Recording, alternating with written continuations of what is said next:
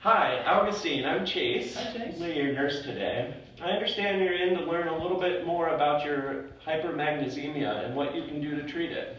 Yeah, I am. I have all sorts of questions, and I'm hopeful that you're gonna help me understand more. Absolutely. Well, to start, hypermagnesemia is an excessive amount of magnesium in your bloodstream. It can be caused by renal failure, excessive intake of magnesium, and use of antacids, diuretics, and/or laxatives. So basically, hypermagnesemia is eating too much magnesium and not outputting enough. Yes, especially the output part. That's the more likely cause. So, because because magnesium is so essential in neuromuscular activity and neural transmission in the central nervous system, there can be quite a few side effects. Hypermagnesemia can cause a slow heart rate, weak pulse, low blood pressure, heart block, cardiac arrest, drowsiness, flushing, facial paresthesia, retention of urine, nausea, and/or vomiting. Boy, that's a lot of side effects. It sure is.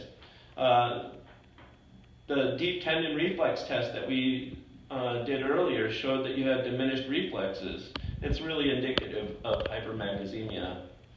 The BUN creatinine levels that we ran earlier showed that your kidneys were working at a lesser level with the blood level, because the blood level of magnesium was above 2.5 milliequivalents per liter, which is excessive level of magnesium. The other members of the healthcare team and I have noticed a decrease in O2 saturation and more labored respirations. You have also reported feeling more drowsy lately. Have you been having difficulty urinating, or have you had diarrhea or watery stools lately? You know, now that you mention it, I have been feeling especially drowsy. I know the doctors have been saying how my blood pressure has been low, and I've been feeling pretty weak. I have been going pee a lot less too. To start, rehydrating is extremely important. After your kidneys are assessed for urinary output and serum electrolyte values, you may be prescribed dialysis, a loop diuretic, or IV calcium gluconate, depending on the results. Dialysis is used for renal impairment. Loop diuretics result in increased magnesium excretion through the kidneys, and IV calcium gluconate antagonizes the effect of excessive magnesium. Your dietary magnesium should also be limited. This includes foods such as green vegetables, fish, milk, and nuts. Also avoid laxatives and antacids that contain magnesium. Also be sure to keep monitoring that you're getting adequate respiration. Wow, that doesn't sound too bad. It sounds like I just need to get some extra magnesium out and not bring a lot more in for the time being. That is definitely an important part, but we want to make sure to avoid this happening again in the future. Yeah. There can be some risks and complications of hypermagnesemia that I want you to be aware of.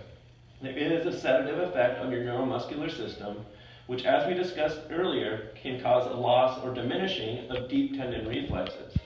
There can also be serious complications with your heart, such as dysrhythmias, which is an abnormal heart rhythm, or a heart block, which is a heart rhythm where the heart beats too slow as a result of blocked signals to your heart. And it can also result in low blood pressure. These heart concerns put you at a higher risk for heart failure. Hypermagnesemia may also put you at a higher risk for hypokalemia and hypocalcemia. It's also important to get this treated before your symptoms get any worse. I agree. I would love to get this treated as soon as possible so no other complications occur. It sounds like there's a lot of great treatment options, and I'm ready for further assessment so we can choose the one that's best for me. Great. Do you have any more questions? Not at the moment, no. Okay, I'll get you some paperwork and coordinate with the rest of the healthcare team. Sounds good. Thank you. Yep.